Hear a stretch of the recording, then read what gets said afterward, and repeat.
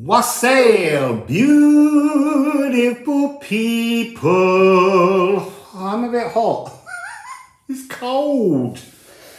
I did say to someone before coming here that I can sweat in 0 degrees. I'm just proving my point. So I did the first video with you with manic laughter, and since then Spirit has just been on my case, waking me up at night going empaths, empaths, empaths, empaths, empaths.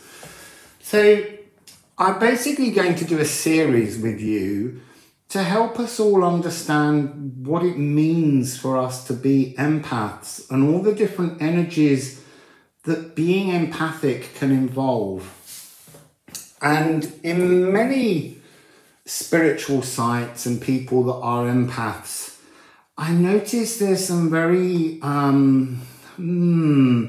sort of energy out there that's a little untrustworthy. I think Spirit wants me to help us all to understand that there are various different elements to being empathic, and we experience them all, and we build a picture and we increase the muscle of our empathic abilities so that we can build up a whole series of skills. And quite often we're being boxed into just one type of empath, and that's not really who we are. We're capable of being everything. And a lot of places will say there's 3 types of empath, there's 11 types of empath, there's 13 types of empath. So far, Spirit's given me 18 different aspects to work with. The idea is, this is a short introduction, and then I'll set about doing the different readings for each of the empathic abilities that we can work with. I understand that we'll be given explanations of how good and bad they can be, how we have to experience all of the different empathic frequencies in order to build ourselves into a greater kind of ultimate empath. They're also going to show that there are many dark empathic energies that we also need to witness, feel, understand, philosophize.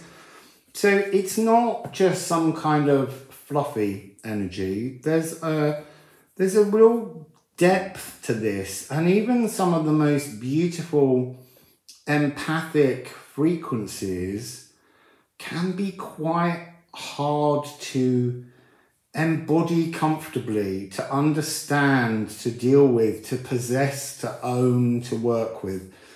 I've made a series of cards. Actually, it's interesting that one's made its way to the front, because that's where most of our empathic frequencies begin, in emotional empathy. This idea that as an empath, we begin to sense emotions, we begin to have understandings, feelings as we read energy waves. Even if we're not setting out to read them, we are bringing them into our auric field and processing them and understanding them. And often it's like a knowing. We just know something, and it's this can be a very kind of timid, shy and uncomfortable empathic energy when it first comes upon us. But as I say, there's 18. I mean, look, it's showing me here dark empath. We have molecular empath, shadow empath, super empath, cosmic empath.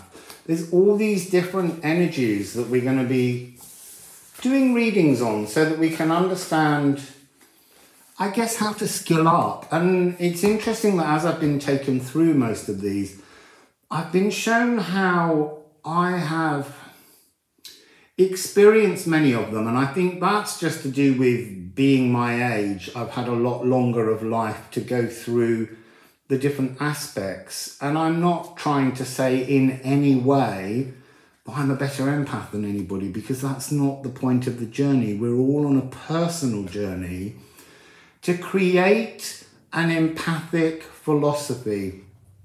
I was speaking earlier with Reem, and we were talking about the 8th dimension that came up in a recent Libra reading that she did. And that's the rare gazelle. And it's to do with how somehow while we were talking, the message that was coming through was in the seventh dimension are the kind of Lego blocks, the building bricks for our philosophy, where we have to kind of embody a kind of source energy, a creator energy or a creatrix energy, however you want to look at it. It's really ungendered, but we still need to work with our own current limitations. And in that frequency, you begin to philosophize a cosmos. And then in the eighth dimension, the Elohim, or these higher dimensional beings, help to create your cosmos under the cosmic laws that you are constructing. And it's really interesting because that frequency then feeds into your life and into the physical world around you. So as you build a better personal, philosophical, empathic cosmos, you're allowing that then to bleed into your reality, feed into your reality. So I think it's going to be an exciting series. As I said, there's going to be 18 different videos. I've already started a new book for Argentina. Actually, my Mexican book was full. Maybe that's why I couldn't get any more information. And I'm already taking lots of notes about the 18 different aspects. But I want to talk, first of all, do I? Yes. So I want to talk about your empathic well. Now, when we sleep, we are replenishing, we're putting our empathic phone, plugging ourselves in and refilling our cup. And the cup is very much the Ace of Cups in the tarot. And that's this idea that our empathic well, our vessel, our holy grail of empathic energy daily comes with different energies depending on how we're sleeping, how we are working with our energy. And it's possible to just wake up first thing in the morning and empty your entire cup just trying to get to work with your empathy. And that's draining. So I'm being told we will begin to be downloading exercises that we can do to help us. One of the things I think is important, lots of you, and we've all mentioned this at different points, wake up at 4 a.m, that magical spiritual time, well, 3, 4, but very early. And it's frustrating. Actually, it's beautiful. It's a gift from time. It's a gift from the cosmos. It's saying, get up now and look after your Ace of Cups, your personal holy grail, your vessel, and look inside your vessel. Is your vessel full of leaks? And look, all our vessels are full of holes. They are dripping, they are pouring, they are draining, they're releasing our empathic energy well, and they're slowly draining us. So we've got to learn through this series how to identify what creates the holes, and we need to be able to work with them, plug them up, so that when we replenish our cup, it doesn't leak. And that's about becoming what I would call somehow at the moment, and I don't have a name for it, but at the moment I'm calling it the ultimate empath, or something along those lines, where you've worked on all the different empathic skills and you're allowing yourself to be fully grounded, fully calm, and fully that kind of, you know, luminous warrior energy, that energy where you just shine. So you don't bleed energy, you shine energy. And there's lots of things that happen in our lives that create those holes in this cup. I'm assuming as the series goes on, I'll be given a different understanding as well of the other tarot suits during this. Because this is the first time I've seen the Ace of Cups in this way. And it's interesting just to look at the tarot and the messages that the tarot can give us in some new light. So I'm going to just today, for this, because I've already talked for nearly 10 minutes, I'm just going to do a general reading on the readings that are going to come, because that's the only way that we can do this. I was going to start with the runes and a bit of Neptune. So here's Neptune. I've moved Neptune away because it was too close. So hopefully it won't.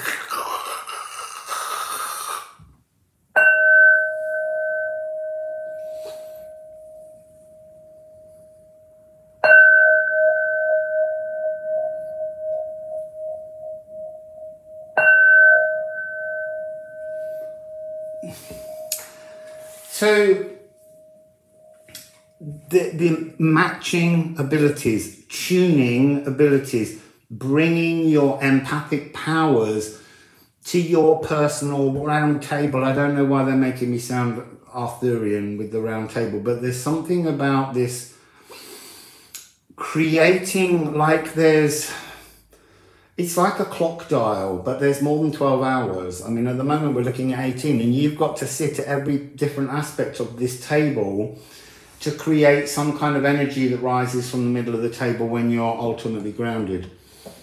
So let's have a little look at the runes. They are coming soon, I promise, but Rob, Reem and Patrick and Aiden, who did the artwork, we're still trying to fine-tune all of this to make it the ultimate deck. So, let's just have, please, one rune help us understand what the message is going to be coming, how we move through this epic series of 18 videos. We've got two.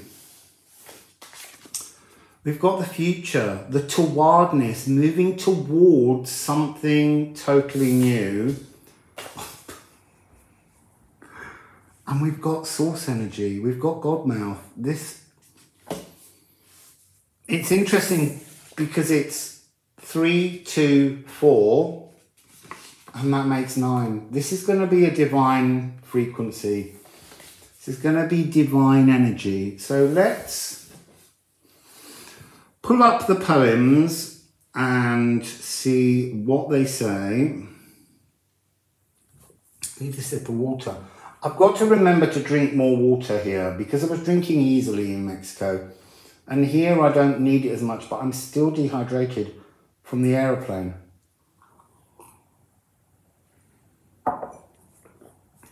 So, I should have thought about this earlier. Library.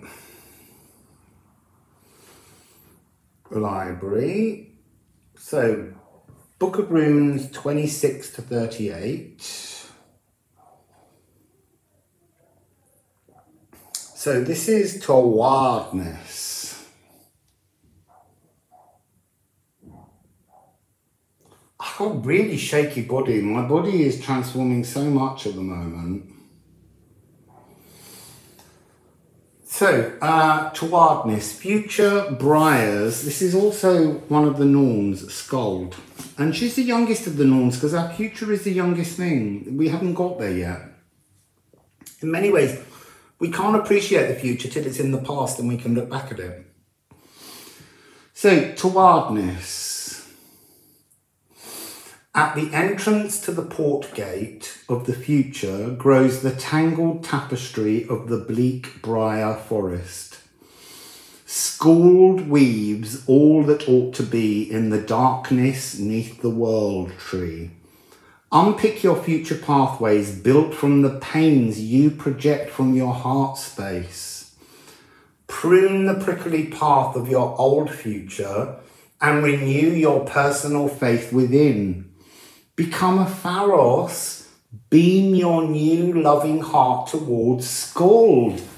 I just said that round table, beaming that energy up as we fix and work and increase our empathic muscle or our empathic mind or our empathic auric field to work towards a wholeness. And then we have have to get rid of this one. We have Os, Book of the Runes. I feel like I got a damp chest from all the moisture. So here we have Os. I absolutely love this card, if I could just hold it still. So, this is so interesting because one of the empaths is a molecular empath. So, sounds found deep in every cell call out, forcing the source of the God voice of the earth's breath to force its release. Each atom an unhatched cosmic egg of unmatched mystical potential. To rise up is to speak up, to give song to ancestral codes of healing nestled in our vessels of the world soul in all of us. Galdir your best life. Reach forwards and commune. So both of them are about moving forwards. This is the exercise. We're going to learn how to reach our best now, which creates our better future. Really nice poem thoughts to work on as we go through this energy. So let's have an Odin and the 9 rounds. Let's just see what's coming. So, Odin and the 9 rounds, Norse mythology. We have here your runes of Tawardness and Os, or Os. It depends how you want to say it. They can't be certain because they're old languages and there was a great vowel shift. And all over Britain, you haven't got to go very far and regional accents completely change. So, let's have a message about this empathic series to help us all get out of the pain of being drained. I mean, look, I feel very drained at the moment because I've moved my body into a new energy field. It's the temperature change.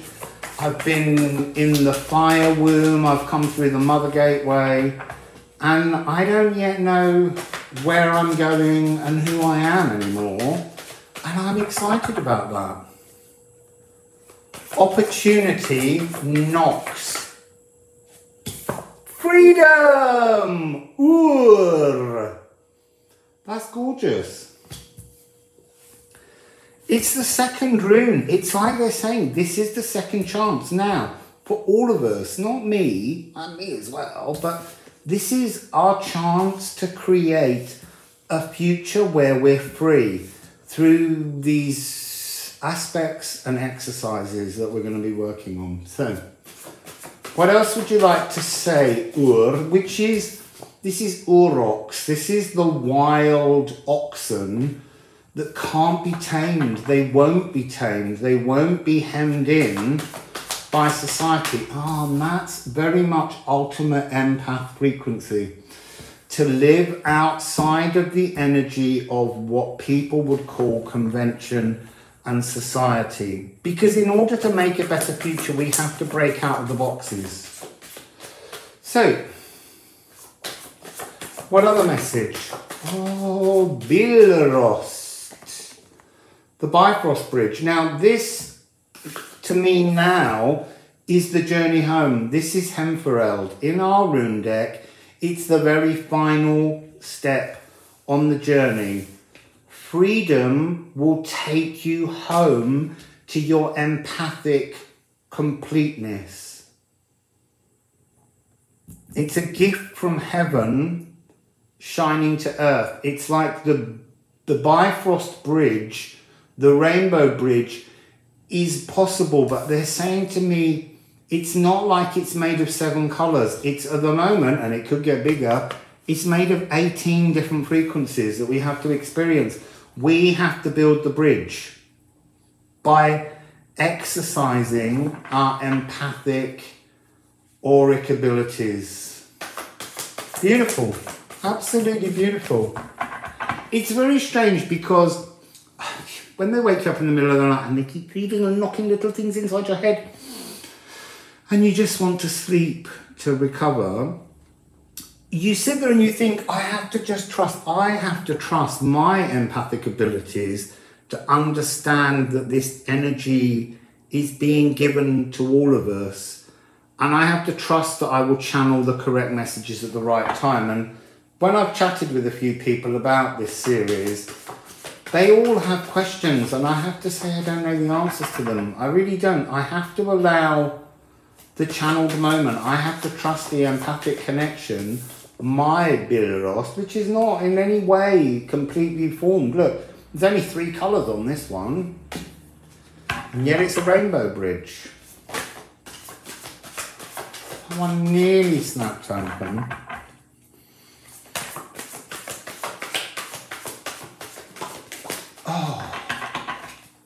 So, Town. This is Divine Spark. This is Godmouth. This is very much a similar kind of energy frequency. So this has got something to do with renewing your passions. This is very much wands, batons, rods, another suit. They are telling me that we will see tarot differently. And we've got Elhaz, which is elks. This is protective. This is also talking about an empathic, the animal empath or the fauna empath. It's about approaching elks in the original Anglo-Saxon poem, because they all came with poems to explain the symbol and the letter. The elks is about approaching divinity, approaching a divine elk with a kind of humble comfort. Oh, you see, now that's interesting. There are many parts of this journey that we're going to go on in these 18 readings, or 20 or 21, I don't know yet, it could grow. But there's a lot of it where we run into energies that are actually frightening and dark and draining, but we're meant to experience those as well. Spiritual cul-de-sacs, emotional narcissism. There's lots of very complicated energies, and we have to approach all of these things with a humbleness. We can't imagine that we are special. We are all special, but we're no more special than each other. That's part of this message. So I'm going to take, it's really weird, I only have 2 tarot decks. Oh no, I've got one in there, my old one. And the two tarot decks I have are the same tarot deck, but in tall and titchy. So let's just see, I'm really feeling that the energy of tarot is transforming, and we need to allow it to transform, because we're allowing old fixed energies to dictate to us. And part of this journey, as I said earlier, is about stepping out of the box, throwing the box away. It's not thinking outside the box, it's throwing the box away. Mary's Jewess. This is going to be a transformative, alchemical, astrological series. This is going to be really assisting us. It's a total and utter transformation we're going to go on.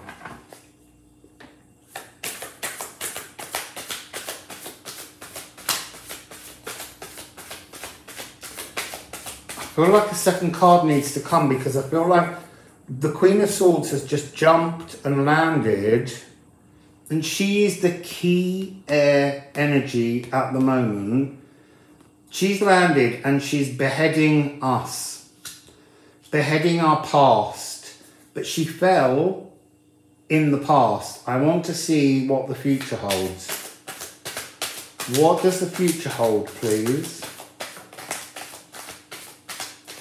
You see, now that's fascinating. The future holds the 7 of Wands. I think we're going to be understanding something This is the first suit in the deck. And while I understand this cup of empathic energy, I don't yet understand the new form that wands are going to take. But this is about breaking through barriers, moving forwards and coming into a brand new energy. Valor is interesting. One of the empathic, cosmic, this is about morality and virtue. The cosmic empath is that energy of the 7th dimension. You're going to be working with the 7th dimension.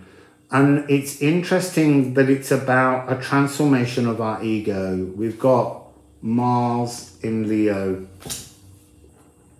And then we have the 3 of Wands. This is why I'm saying there's something very important. Bringing ourselves into some kind of vision. This is Sun in Aries. And I get the sense that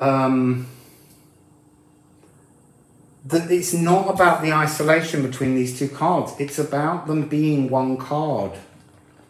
So we're completing phase 7 and there are 3 more to go. It doesn't mean you've only got 3 elements. I just mean they're trying to say, as a collective, we're beginning to push past being sort of like at the 5 point, the midpoint between 1 and 10. We've moved through and we're moving through and we're transforming. It's interesting that it is the halfway point between 14, Temperance, Mary the Jewess. And then we're making, this is a 10. We're on a journey to do a completion of thoughts. Our thoughts need to change collectively. Fire. There's a lot of this energy of sparking. They're trying to show me something here, which is that the top half of this, it's like we're being offered cosmic protection, but what we're exploring in the 7th and 8th dimensions has to be brought in as a mirror in our world. It's not enough to ask elks to be the protective frequency, to look outside of ourselves for protection. This is about learning empathically to protect ourselves. I want to just talk about that in many ways, because lots of us as empaths feel incredibly drained all the time. And as I've grown older, I've learned how to protect myself from other people's energy fields. I've learned how to be stable, and I'm hoping that that's something we can all begin to learn collectively throughout the world. But we don't need, as part of that energy, I don't need to go out and look at social injustice out there and try and fix it. I need to fix me. When I fix me, when you fix you, you begin to feed into this energy of the 7th dimension and the 8th dimension, this architects of the universe frequency, where you are building a better place to be. And you've got to you've got to choose how you feel your cosmic laws need to be shaped, what you need to make happen. So I'm gonna throw a couple more cards and then I'm gonna stop, because I don't really want them to be more than half an hour. I want them to be shorter, and this is gonna push me through, unless I can do it in 49 seconds. So have you got a last message about this opening series?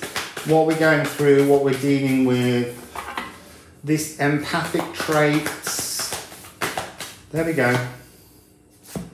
It cycles. Again, 3 and 7, 7, 3. It's about creating and recognizing mirrors. Heyoka empath is mirroring. This is moon cycles. We're going to be working a lot with the lunar cycles to understand how this works. Building a chandelier is like building a crystal palace, a crystal cave, a crystal illumination, and kind of hanging. They're saying don't wash your laundry in public, but they're saying that's what you have to do in many ways. You have to be able to wash all of the things that you have been made to feel are negative. You need to wash them in public eventually, or wear them in public, and just own them. It's about owning things that you feel are your dirty laundry. That's so weird. It's a lovely energy. Anyway, I didn't quite pull that off in the 49 minutes, but this will be the series. I will work on them and try and release as many, like one a day if I can, but you have to bear with me because I'm on a journey too, and I can only channel these stories when spirit decides it's time. And it might be that, yes, you might next be working on one particular aspect, and your aspect that you want to work on doesn't come till the 18th video, but we need time to consider the readings. You know, it's very true that a lot of people out there want messages to help them, and yet they don't actually engage. We're not actually engaging with the truth behind the messages. We're hearing the bits we need to hear. These are going to be about messages that you need to completely and utterly digest. You need to watch them more than once probably. You need to make notes on them because you're trying to build yourself a better life, and Spirit wants to help you. So anyway, beautiful people, I love you very much. Wassail.